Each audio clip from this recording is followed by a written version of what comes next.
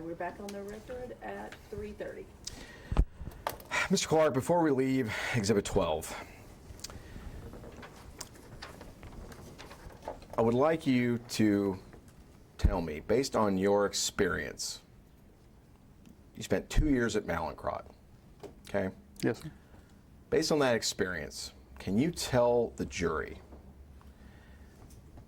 any scenario where it would be appropriate for a single patient to be prescribed 28 16 milligram pills of Exalgo in a single day?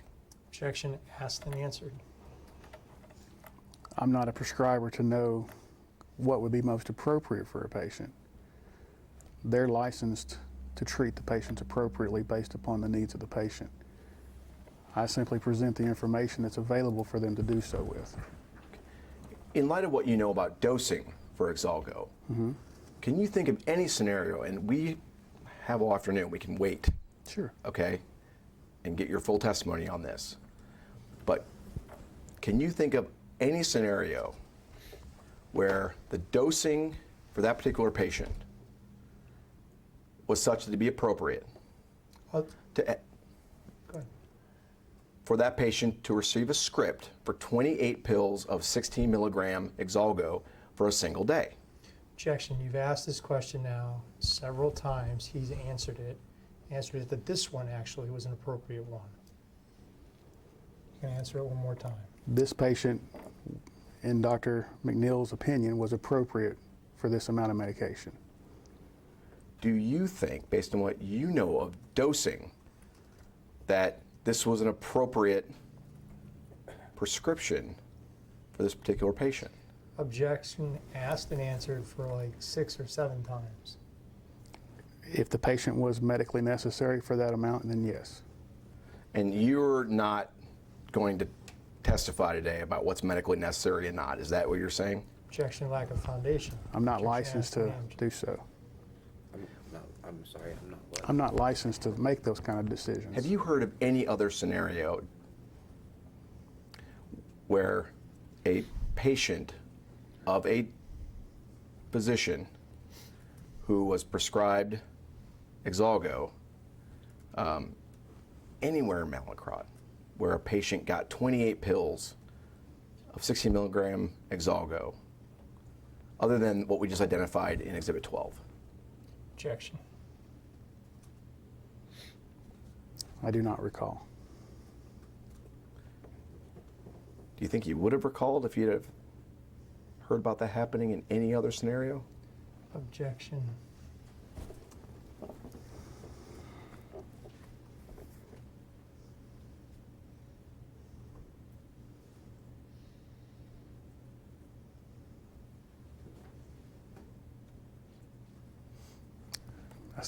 I don't know. Do you have any understanding, again, let's go back to your experience. Yes, sir. The 2 years you sold this product at Mallincrodt. Yes, sir. If a human being had ingested 28 pills of 16 milligram Exalgo in one day, what would happen to that person physiologically? Objection. That would be totally dependent on whether that was appropriate for the patient or not. I'm not asking about whether it's appropriate or not. I'm asking from a physical standpoint. Can you draw on your experience with this drug, and do you have any notion that you can testify about what would happen to that individual physically if they ingested 28 16 milligram pills of Exalgo in a 24-hour period? Objection form. Objection lack of foundation. No. You have no idea physically what would happen to that person. Objection No. asked and answered. What do you think would happen Objection. To this patient? to any patient who took 28 pills of 16 milligram Exalgo in a 24-hour period? Objection. Once again, patients are individualized on their treatment needs. This patient needed that much medication to deal with the pain level that this person was in. That was the call Dr. McNeil made.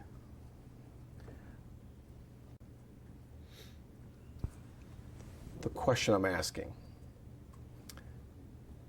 is what would happen, because you haven't answered it respectively, respectfully. Sure, sir. What would happen physically to any person who ingested 28 pills of 16 milligram Exalgo in a 24-hour period? He's answered that question 3 times. This is ridiculous. Objection asked and answered. I have no idea what was absolutely happened to someone. So you're telling the jury that if a doctor had said, I'm going to prescribe any person, I don't care who it is, a single individual, I'm going to prescribe them 28 pills of 16 milligram Exalgo for a 24-hour period, would there be any obligation on your part to say anything to that doctor about whether that was a good idea? Objection. Yes, it would. And what's that obligation? What would you have said? Is that an appropriate patient for that amount of medication? That's it. You wouldn't say anything else. I have to first uncover the need to see if that's relevant. Is there any patient that you can think of? Forget about this scenario. Any scenario, any patient out there, and we'll wait if you could think of one, that would need 28 pills of 16 milligram Exalgo in a 24-hour period. Objection to the form of the question. Why are you setting aside this patient? It's not my experience to make those kinds of decisions. So I can't necessarily answer this would be relevant because patients' needs are individualized.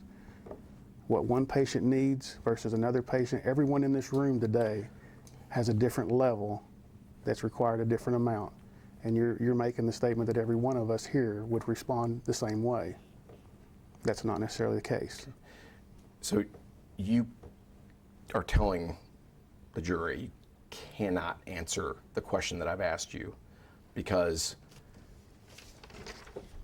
whether someone took 28 16 milligram pills in one day, you're saying it's impossible to know the physical consequences of doing that unless you know the specific person. Is that what you're saying? Can I have that read back? I think I'm going to object to the form, but let me have that read back. So you are telling the jury you cannot answer the question that I've asked you because whether someone took 28 16 milligram pills in one day, you're saying it's impossible to know the physical consequences of doing that unless you know of a specific person. Is that what you're saying? Objection form, foundation, asked and answered.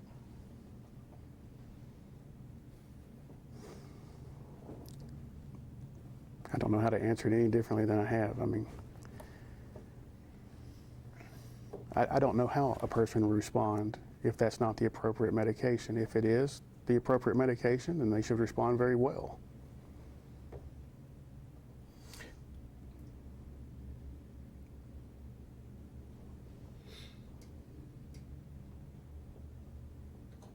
Did you receive any training on Exalgo overdose risks? I believe we did. What was that training? I can't recall the specifics of the training, but there were an IREM or a REM program that outlined the risk and strategies around that. The black box warning addresses some of those risk and overdose potentials. So every package insert that the physician would have seen and the patient would have received would also have outlined that as well. Do you recall there ever being any threshold for overdose with respect to Exalgo, where the dosing was so high for any individual that it was clearly outside the bounds of what would be considered acceptable? Objection form, objection foundation, objection assumes a fact, not an evidence.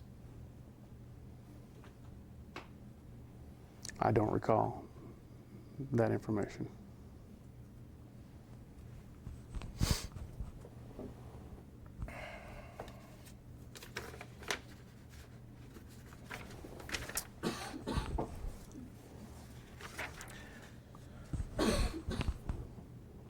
Did Mallincrodt give you guidelines telling you what you could and could not do during a sales call to a prescriber?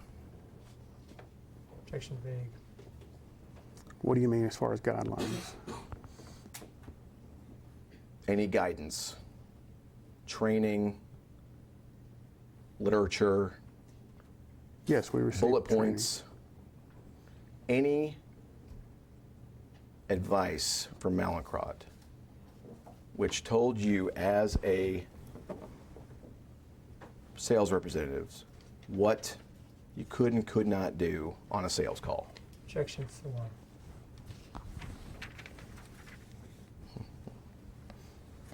We received training.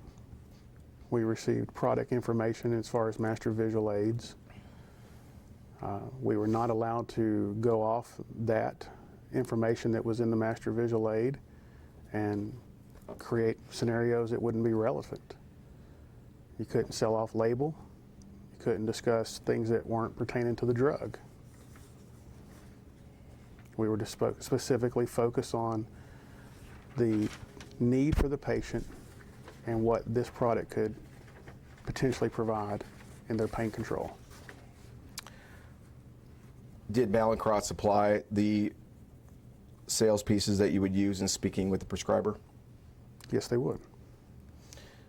And what types of materials, sales pieces, did Mallincrodt provide? Again, a master visual aid that would have consisted of multiple pages, package inserts, dosing guide, conversion guide.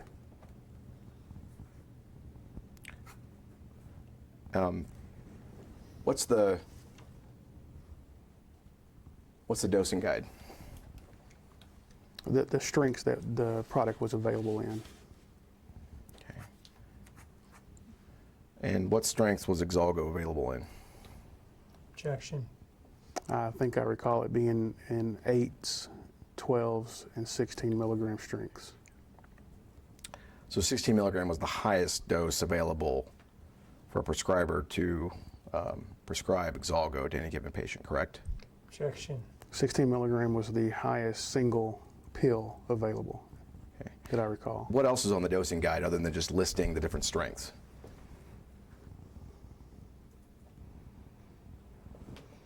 The conversion information. Okay. What do you mean by that? Explain that. I don't completely remember the exact conversion formula.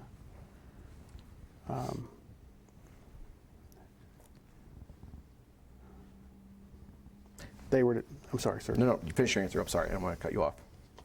The provider was, to my recollection, as best I can recall, to add up all of the opioids that a patient was on in milligram strength,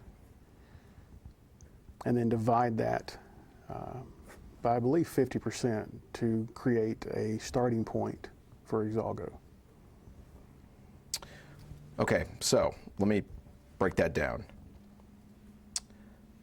This was a guide that Mallincrodt gave you that you used with the physician to try and help the physician determine the proper dosage for Exalgo for a given patient, correct? That sounds correct, yes. Okay. So if I'm understanding what that guide said,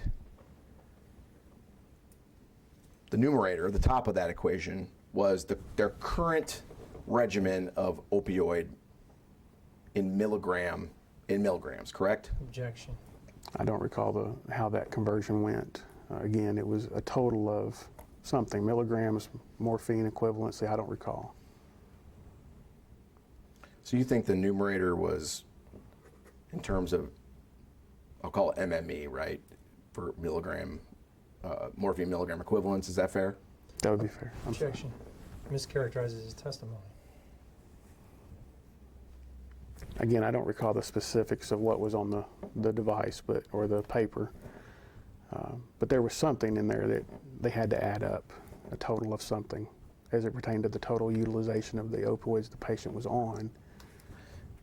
And I'm genuinely trying to I understand. understand I what the understand. numerator represents. And that without equation. looking at it again, having it in front of me, I can't recall the specifics. But the numerator, that represented the opioids that the patient was already on. They did not include Exalgo, correct? That would be correct. They could not be naive as far as using Exalgo. They had to have had some experience with opioids prior to being converted to Exalgo. Okay. So the numerator represented either milligrams or morphine milligram equivalents, but some number, and that number represents that patient's current opioid regimen, not including Exalgo. Objection form. To the best of my recollection. Okay, that would be the numerator. And then you testified that you take that number, in order to reach the proper dosing for Exalgo, it'd be divided by 50%. Objection. Foundation. I believe that was the correct division. I'm not putting words in your mouth. Sure, no, I'm trying to. Yes, I believe that was the correct division. Okay.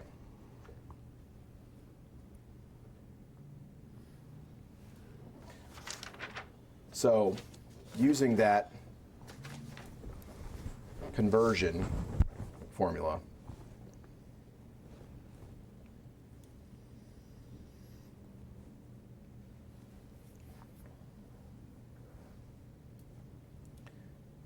and I'm not going to do anything except for do math.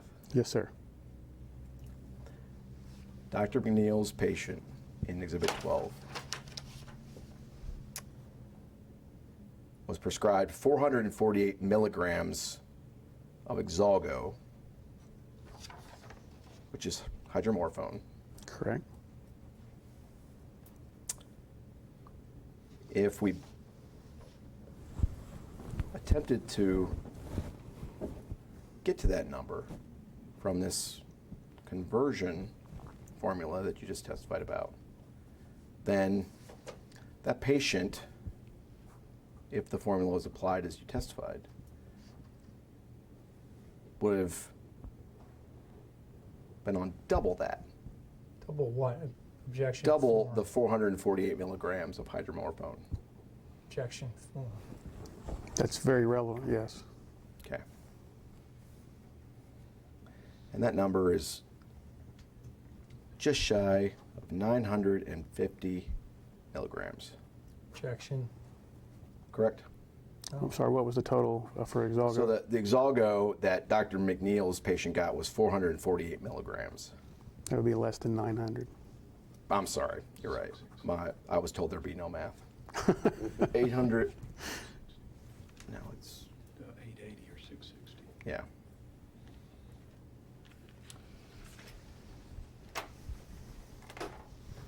Okay.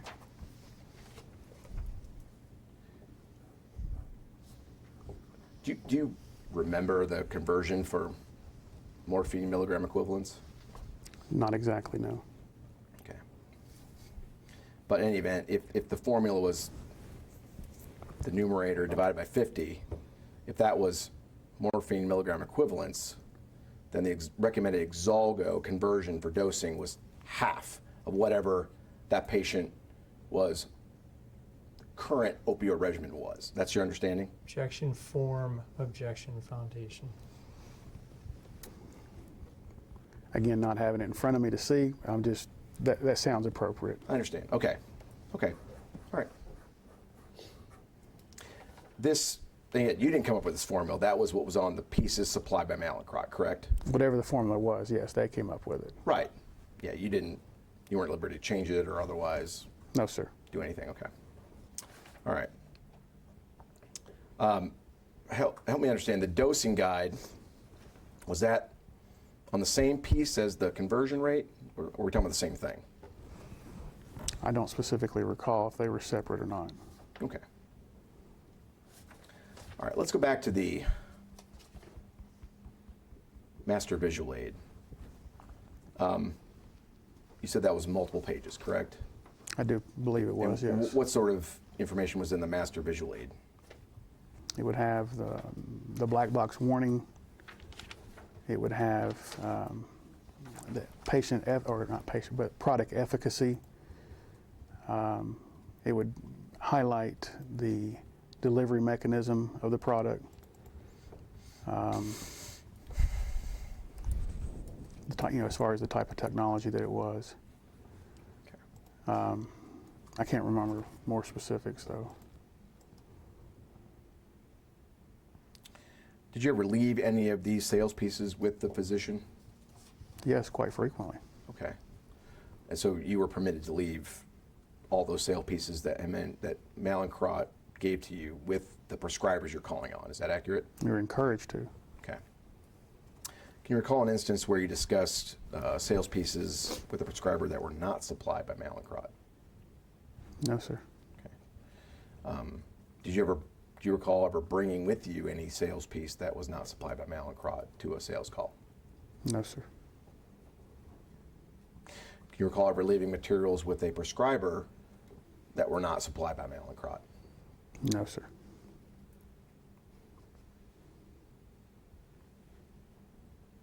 Can you think of any instance where a prescriber ever raised concerns about the truthfulness or accuracy of the materials that you left with him or her? What do you mean by truthfulness or accuracy? Can you think of any instance where a prescriber questioned whether the information in the sales piece was accurate?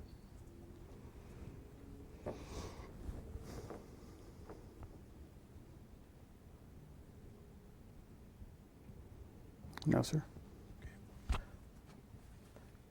And just to be clear, you're saying you can't think of an instance where that happened or that didn't happen? I cannot recall that incident happening. Okay.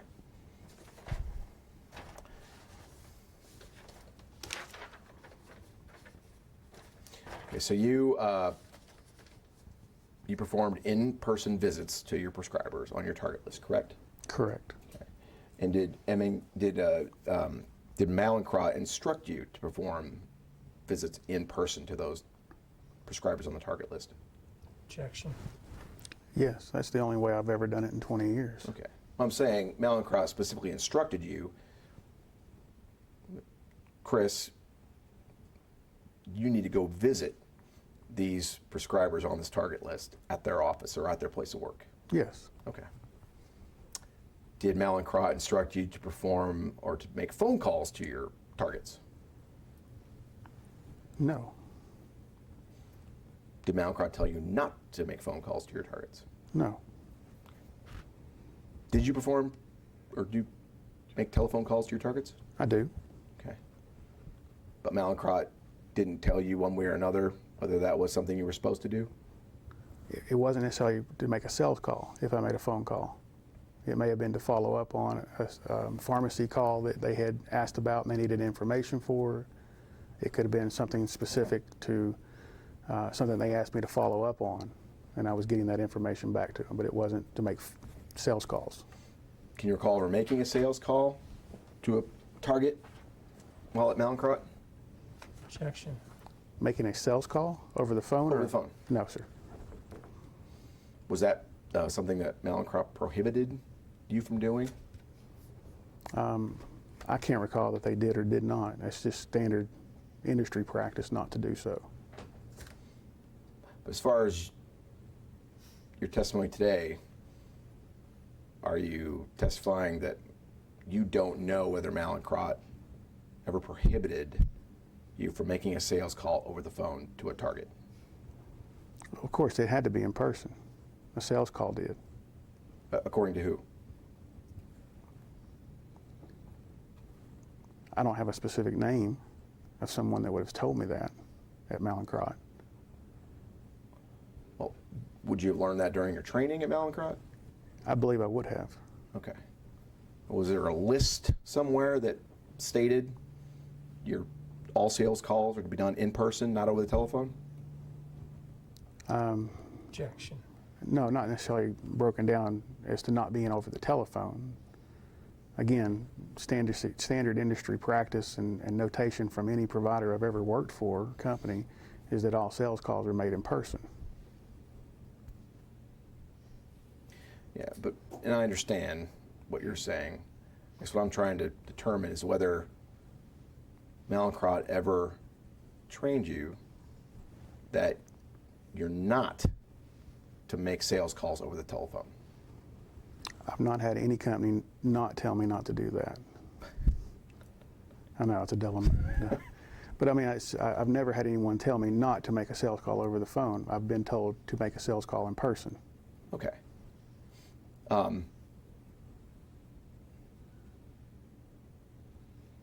Would you have expected to be disciplined in some way if you'd made a sales call over the telephone? Objection. I've never made such a sales call over the cell phone. Is that because you feared discipline? Objection. No. If you had made a sales call over the telephone, how would Mallincrodt have found out? Objection. I have no idea. Well, you testified earlier about call notes, correct? Yes, sir. And those are submitted through some approved platform that Mallincrodt set up for you, correct? Objection mischaracterizes his testimony. Objection, lack of foundation, assumes a fact, not evidence. We did enter our calls into an appropriate system. Okay. And that system was via a computer that you had, correct? Computer, iPad, whatever the device was that they administered to us. Okay. And there was some portal available to you on that device where you could enter those call notes, correct? As best as I recall, yes. Do you recall the name of that portal or software that you used to enter call notes? No, sir. Okay. Mallincrodt gave you some device for you to do that? Is that your testimony? Yes. And what did Mallincrodt give you? iPad, computer? Again, I don't recall which one. I've had many of those, depending on which company and which disease state I've sold in. I can't recall the specifics to Mallincrodt. Okay. You had to give all that back to Mallincrodt when you left the company? Yes, sir. It was their equipment. Okay. Did you ever see the call notes that you submitted to Mallincrodt?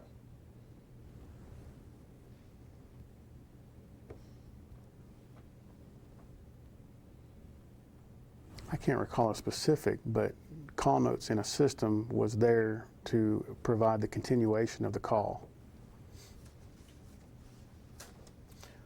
So could you access your call notes? I don't recall if Mallincrodt's was set up that way or not, but I've had other companies that was the case.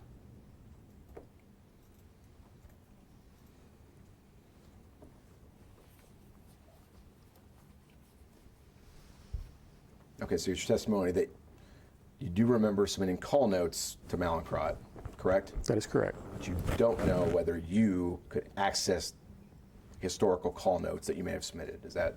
I do not recall if I could with them or not. Okay. Did Mallincrodt tell you that those call notes were stored with the company? I don't recall them saying that. That would be given. You say given, what do you mean? It's in the database. It's inputted into that system. So it has to be housed somewhere. Okay, but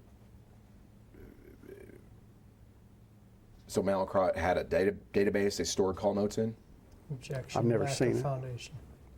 I've never seen it, but it'd be the assumption. Okay, but did Mallincrodt ever tell you, hey, here's this database where we keep call notes? No, sir. Okay, so you don't know a name of a database, for example? No, sir.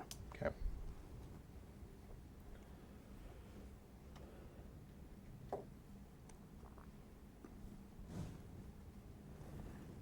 And give me an example. What's a typical call note look like? That's evolved over time. I can't give you a specific. At Mallincrodt, let's limit it to that. Oh, I don't recall the specifics of what their call notes look like. Are there fields that you fill out in the call note? That's possible. You don't remember specifically for Mallincrodt? No, sir. Did you receive training how to fill out a call note for Mallincrodt? Objection. If it was to be filled out, we would have. But you don't know whether you had to fill something out or not. I don't recall that training one way or the other. Generally speaking, what did Mallincrodt instruct you to put in a call note?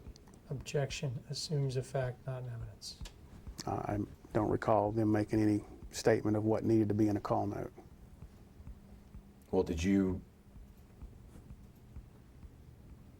What did you typically put in a call note? Objection. I'd have to see a call note in order to see what I put in there. It depended on the call. Well, I understand that, but are you suggesting you don't, as you sit here today, have some idea about what typically you'd put in a call note? No, the evolution of call notes in 19 years has evolved to the point that some required it, some did not. Then it became not permissible. Some companies don't allow it. The company I'm currently with, it's not allowed at all. So the vagueness of all that, I don't recall. Did Mallincrodt ever instruct you not to do call notes? Objection. Not that I recall. As far as you know, did you submit call notes your entire tenure at Mallincrodt? Objection. Lack of foundation. Assumes a fact, not notice. It's possible.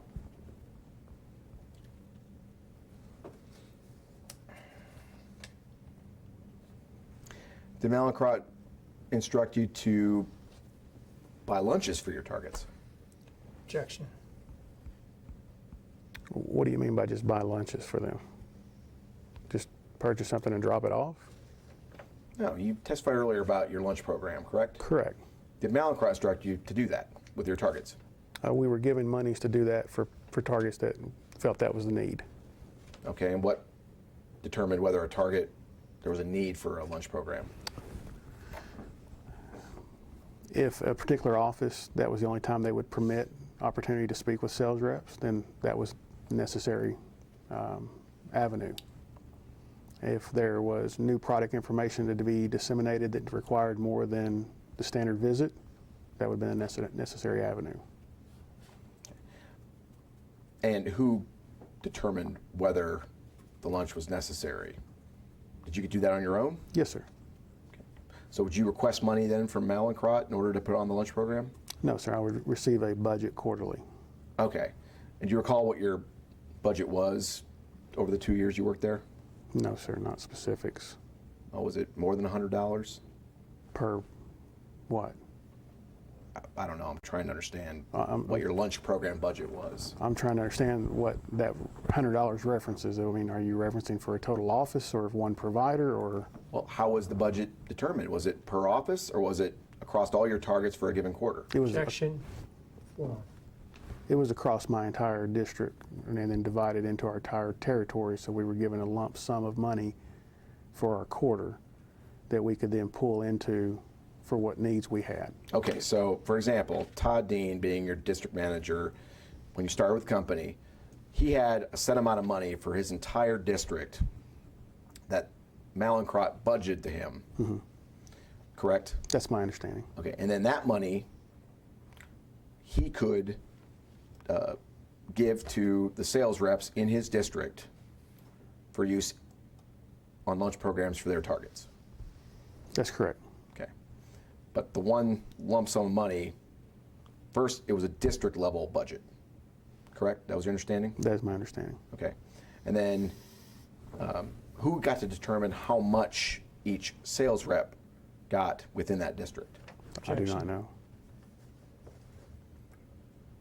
And when you started with the company in 2012, was there a set amount of money that you were given and told, this is for lunch programs? Objection. I don't recall being told that this was a set amount of money that I was given for lunch programs specifically. Well, was the amount of money that the district allocated to you for your market, was it broken down? For example, this is for lunch programs, this is for speaker programs, et cetera? I don't recall Mallincrodt having distinguished amounts for that, if it was all together or not. Did you know at the beginning of a quarter how much money was available to you to spend on your targets? Yes. And that was one amount of money that you were aware of across all your targets? Yes. Okay. And that money you understood was for you, not for anyone else in your district? Correct. Okay. So the initial amount of money that was allocated to you when you joined Mallincrodt, was that amount $1,000? I have no Objection. recollection. Does that sound too low? Sounds about average for my time in the year, in the field. Yes, that's about average. Okay, so you think on average your quarterly budget to spend on your targets was about $1,000 across your market? Objection. No, $1,000 would be on average about a monthly utilization across all the disease states I've sold in. Okay. Was it broken down by product that you sold? So for example, did you get $1,000 to spend on your opioid prescribers? Did you get $1,000 to spend on your non-opioid prescribers? Objection. Assumes a fact, not evidence. Objection mischaracterizes his testimony. I just remember one sum, being given. I don't remember it being broken down. And I've never experienced that per product. Okay. And again, I'm only trying to understand per quarter. Sure. What was the total pot of money that was made available to you to spend, for you to spend on your sales calls, on your targets? Again, I don't recall the sum they gave me. But it was more than $1,000? Objection. Again, I don't recall the number. Was it less than $10,000? Per quarter? Yeah. Yes, sir. Okay. Was it more than $100? Yes, sir. I mean, would it be fair to say that it's somewhere between $100 and $10,000 per quarter that was available to you to spend on your targets? That's an excessive range, but that would be fair to say. Well, and I'm trying to understand, if there is a number in there that's reasonable, can you tell me what it is? Again, my industry experience is about $1,000 a month, so that would be about $3,000 a quarter. Okay, thank you. Did Mallincrodt instruct you to put on dinner programs for your targets? Objection. I don't recall which companies have required dinner programs or not. I don't remember ever doing a dinner program at Mallincrodt. Okay. So, as you sit here today, though, you don't know whether Mallincrodt instructed you to do dinner programs for your targets? I don't recall. Okay. Did Mallincrodt instruct you to put on webinars for your targets? Objection. If there was a webinar available, then that would be standard practice. So I don't recall specifics, but Would the webinar have been something that Mallincrodt would have put on? Objection. yes. Okay. Did Mallincrodt instruct you to put on speaker events for your targets? Objection. I don't recall being told that I was required to do speaker programs. I do remember having the opportunity, if I chose to do a speaker program, that I could reach out to my district manager to see if that was an opportunity. Did Mallincrodt encourage you to put on speaker programs? Objection. I can't recall that they encouraged us. Did Mallincrodt give you any guidelines for putting on a speaker program for your targets?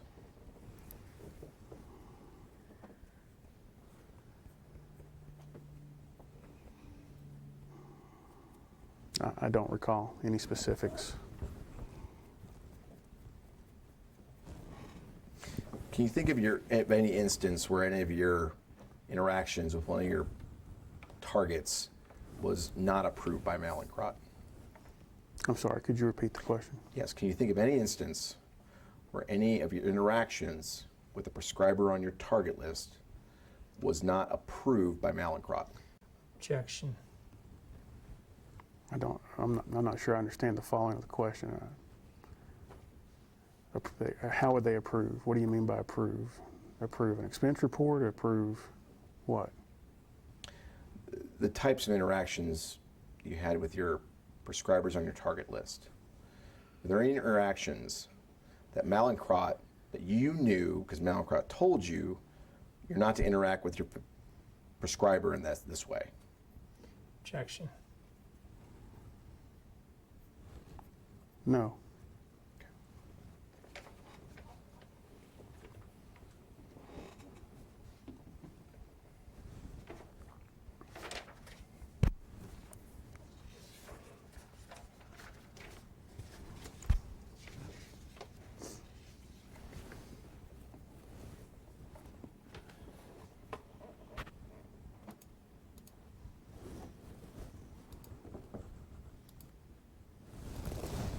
Did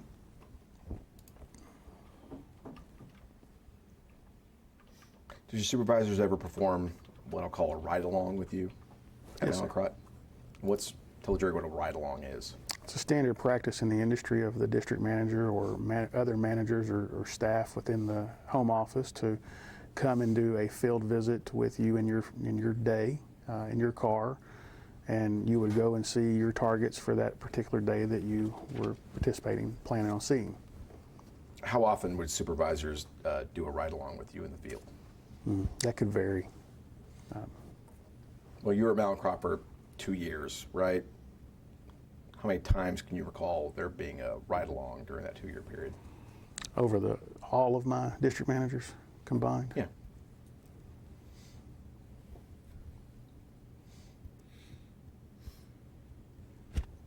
Maybe 9.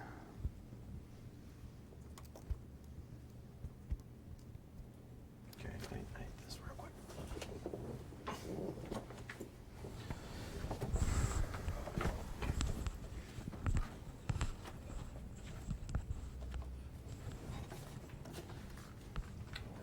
I'll just put there, it's fine.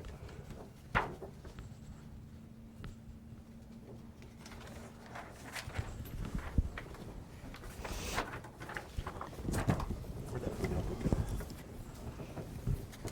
Thanks. This will be exhibit number 13.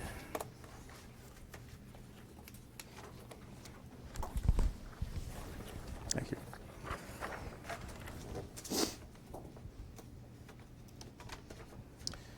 And you exhibit 13, which is base stamped MNK_TNSTA 089353991. Let me know when you're finished reviewing the document.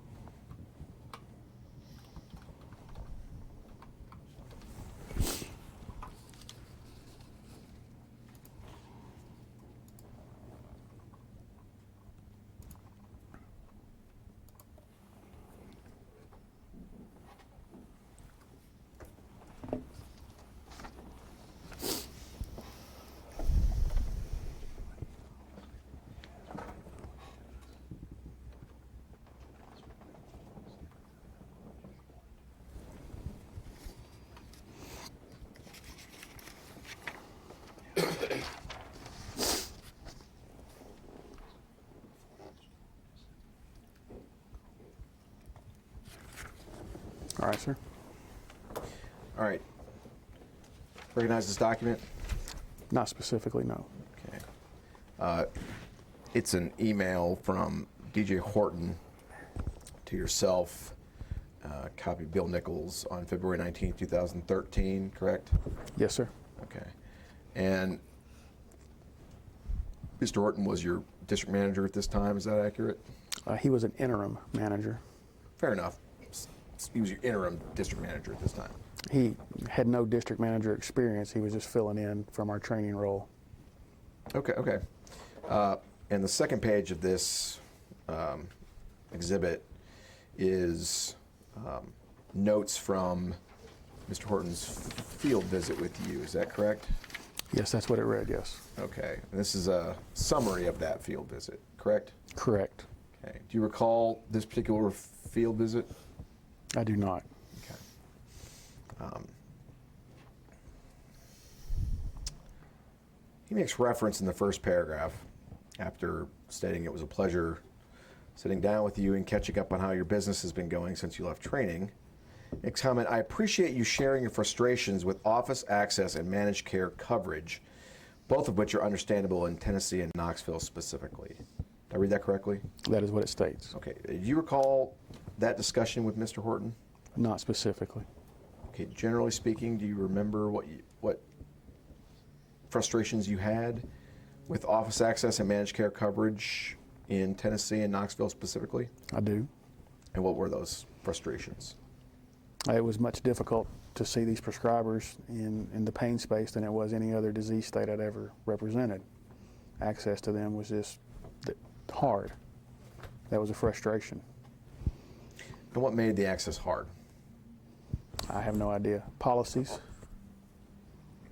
Whose policies? the office policies. Did you have an understanding as to why office policies made access, especially in the pain management field, hard? No, I did not.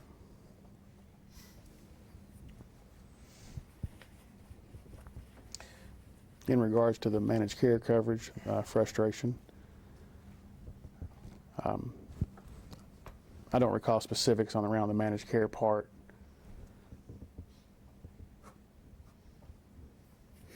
As to why I would have been frustrated, but Is that because managed care wasn't covering the opioid products that you were selling? again, I don't recall the specifics of it. Okay. Mr. Horton's notes reflect that you met with Dr. Epstein. Do you know who that is? I recognize the name. Okay. And do you know where he practiced? I believe he was the medical director for Bearden Healthcare at that particular time. Okay. So these notes reflect a visit with Dr. Epstein at Bearden Healthcare. Correct. Okay. Okay.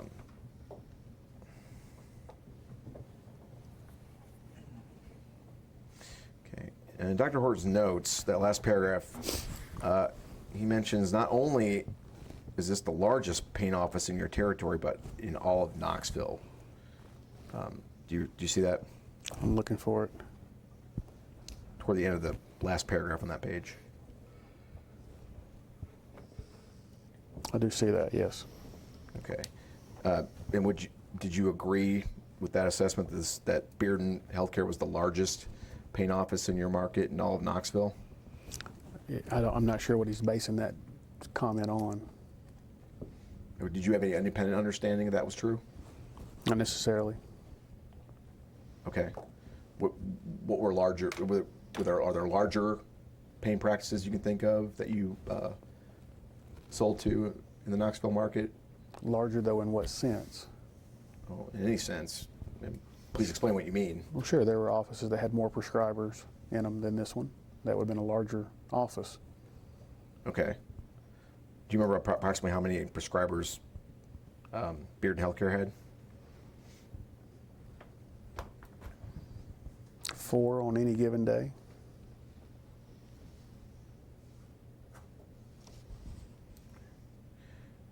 In terms of volume of opioids prescribed, was Bearden Healthcare the largest in your territory? They were probably one of, but I don't recall them being specifically the largest. Okay. Do you remember any other practices by name which were close to Bearden in terms of the level of prescribing?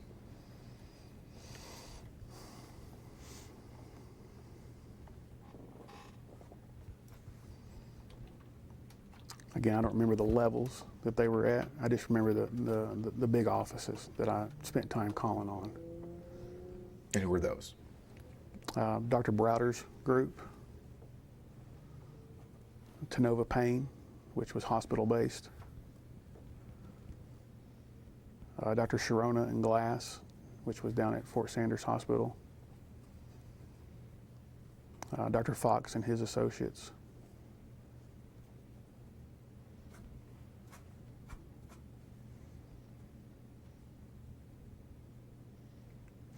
Relative to all your targets, did you spend more time with those entities that you just described in terms of frequency of sales calls?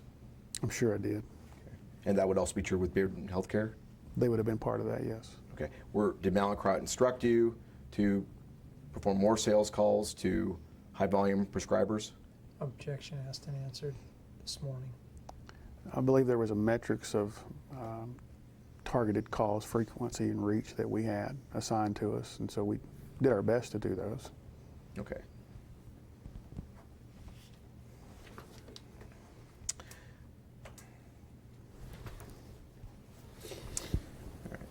Just above where we read in that paragraph, Mr. Horton makes a statement, do whatever you can to avoid improper patient conversions, callbacks, rejections, etc., that may negatively impact their opinion and usage of Exalgo, even if you have to spend an entire day at the practice. Do you see that? I do, sir. Okay.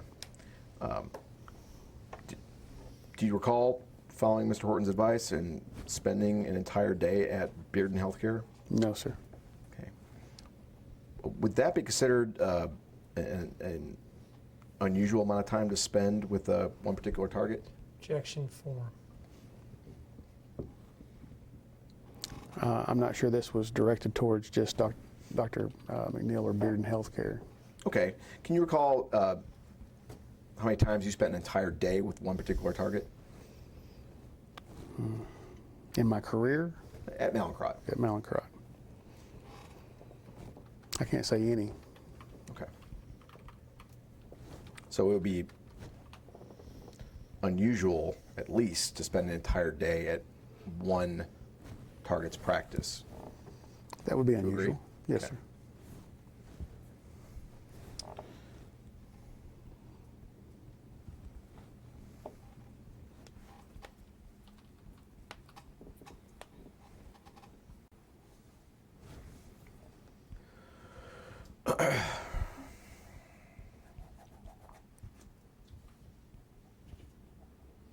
Do you know what Mr. Horton meant when he wrote in the sentence just above that? As I mentioned in the car, do whatever you can to show the office you want to partner with them to see positive first experiences with Exalgo as they ramp up their usage.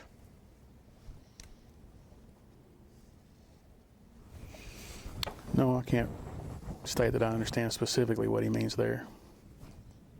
Do you know what's meant by ramp up their usage?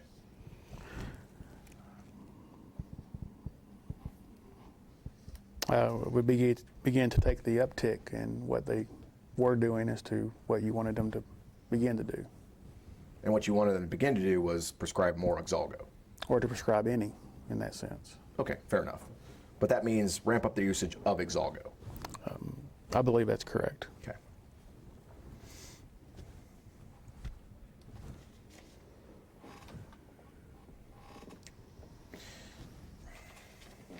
I think we testified, or there was a little testimony earlier, but I want to be clear. Throughout your tenure at Mallincrodt, did Mallincrodt, to your knowledge, examine the prescription writing patterns in your, well, among your targets in your market? Objection. I don't have any idea if they did or not. So you weren't, if that did happen, you weren't privy to any analysis Mallincrodt did of any prescription writing patterns with your targets? Objection. No, sir. Okay.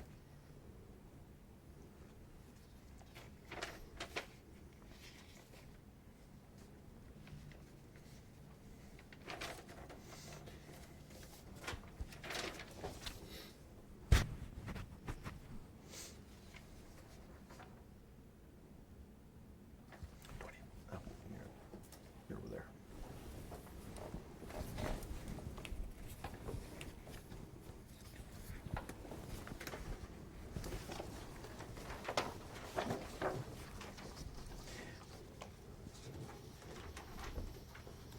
you recall anyone ever referring to Bearden Healthcare as a glorified pill mill? I do not recall that. Okay, this will be exhibit number 14.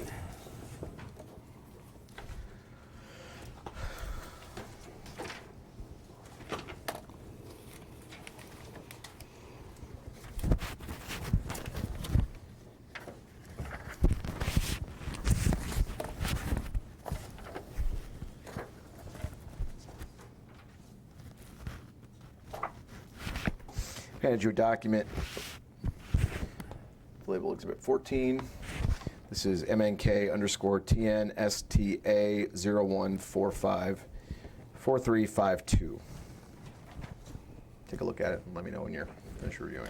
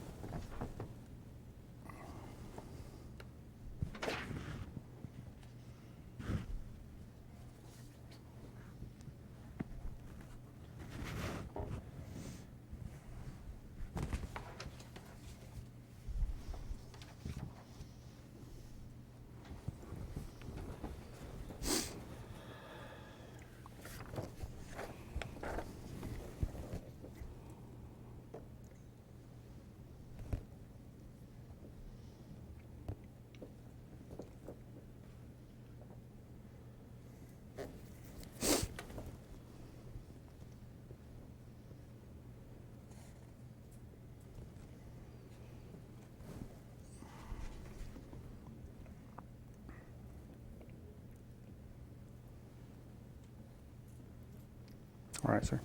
Okay. Do you recognize this document? No. At the bottom of the first page, there's an email from you. It starts at the very bottom of the page. From you to DJ Horton on February 28, 2013. Do you see that? I do, sir. It goes on to the next page. Okay. Can you read that email starting with subject? Subject, Bearden Healthcare. DJ, I wanted to pass along a hopeful success story. If you remember the office that I took you to that had recently changed medical directors, parentheses, not an uncommon thing in Tennessee, ha ha, and had brought in some legal counsel with Dr. Epstein from Florida to make necessary changes, even painful changes for the group. In my conversation that day, I introduced to him the Exalgo wall clings, and he requested that I put one in each of the exam rooms. We also took the direction of how Exalgo could be a great solution to the growing pill burden that many patients are faced with. Well, I went back again this week to remind of Dr. Constant from Tampa would be coming for breakfast this Friday. I was completely shocked by what I saw. This office had previously had both current and old drug company literature all over the office, in the halls, and even in the exam rooms. It was all gone, all except Exalgo, and the wall clings were in every exam room. The halls, anywhere a patient or provider would dare to even look, was now being reminded of Exalgo. This is by far my largest clinic opportunity with so much UHC business and being former/current heavy oxy prescribers. I have targeted them heavily with the free voucher offer and was told when I was in there yesterday that 3 have been given out this week. We shall see over the coming weeks how this plays out and how the impact with Dr. Constant has in this practice. Thank you. You're describing for Mr. Horton something that happened with respect to Bearden Healthcare, correct? That is correct. And Bearden Healthcare was one of your targets on your target list this time, correct? I'm sorry, the question again. Bearden Healthcare was one of your targets on your target list this time, correct? That is correct. Okay. You make the comment toward the bottom of the paragraph, this is by far my largest clinic opportunity. And then you go on to describe, one, with so much UHC business. What do you mean by that? This was one of the largest United Healthcare clinics that accepted United Healthcare, and that was a opportunity for Exalgo at that particular time that we were trying to exercise. Okay. So the assumption being that because Bearden took United Healthcare, that relatively that would result in more scripts for your Exalgo. Objection. That was the opportunity you're referring to.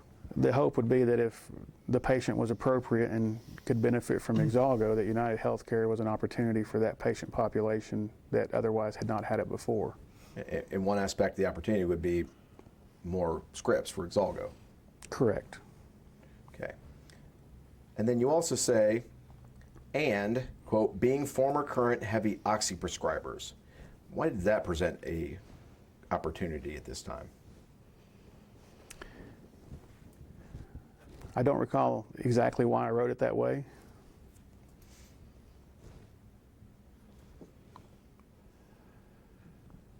The utilization of OxyContin often required additional breakthrough pain medication associated with it. So an office or prescriber that had high utilization could potentially see a benefit in using Exalgo because lower utilization would be necessarily required. Therefore, less of the immediate release would have to be utilized as well.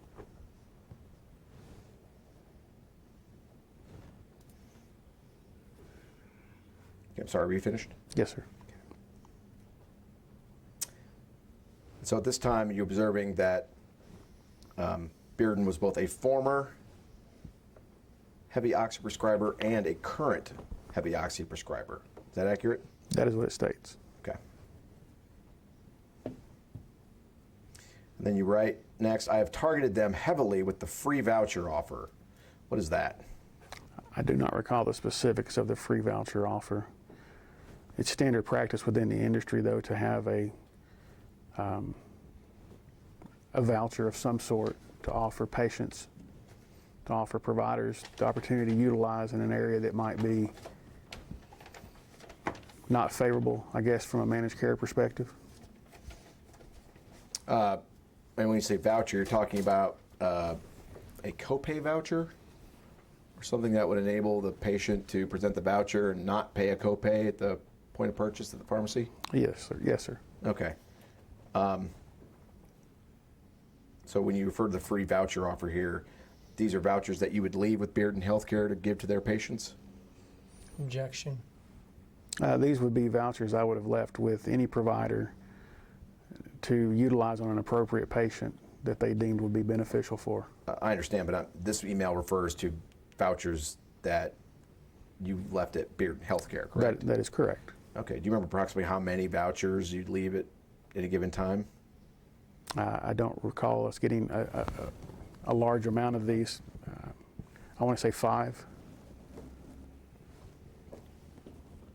You gave a total of 5 free vouchers to Bearden? I believe so. Is that just on this visit or In general. overall? In general. In general, how many free vouchers did you give out to across your targets during your time at Mallincrodt? I don't recall getting many of these at all, or that anyone in the company got many of these, because it's an expensive process to front up. So it was just limited in that utilization. Okay, and the point of targeting Bearden and other targets with free vouchers is to,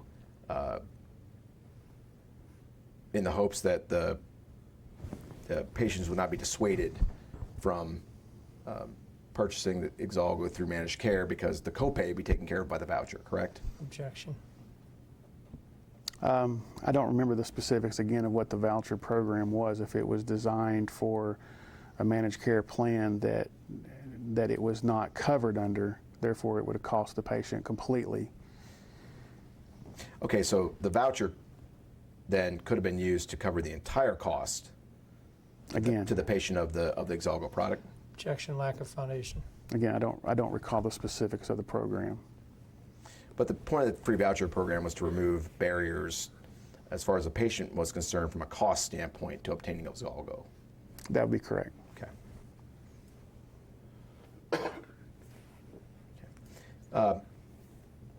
Tell me about the joke in the top of the paragraph. Say it was not an uncommon thing in Tennessee to have a change in medical directors, and you write, ha ha. Yeah, I don't recall exactly what that would have referenced to.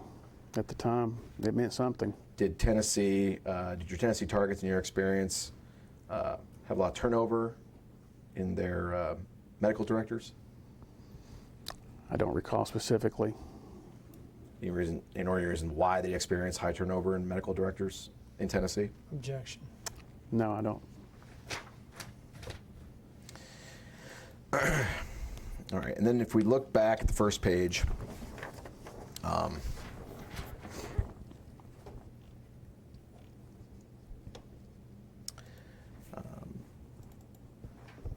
there's a few emails there. Eventually, your email, original email sent on February 28th, is forwarded to someone named Eric Hickman on March 1st, 2013. Do you know who that is?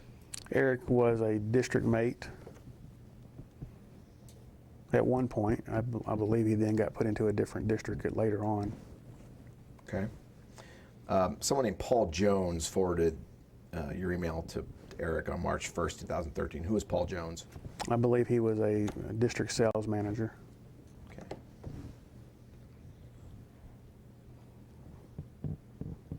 And so you and Eric Hickman were sales reps on the same level. Is that accurate? Yes, sir. Okay.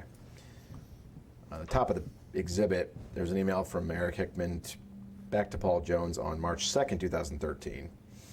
Again, the subject is still regarding Bearden Healthcare, and read what Mr. Hickman writes in those first two lines. Sure. I talked with Chris this morning before this email. Sounds like a big glorified pill mill. I hope Chris can turn it around. Could be a big win for him. Okay. Do you recall having that discussion with Eric? Objection. No, I do not.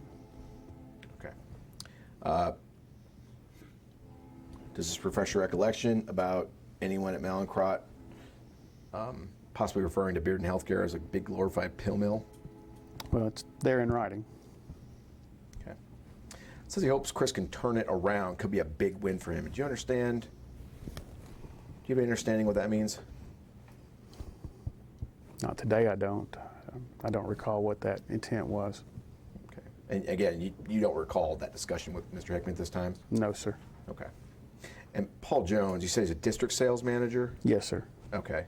So would he have been someone you reported to? No, sir. He was in a different district than I yours? believe so. Okay. It says he's a North Carolina district, correct? That's possible. Okay. Okay.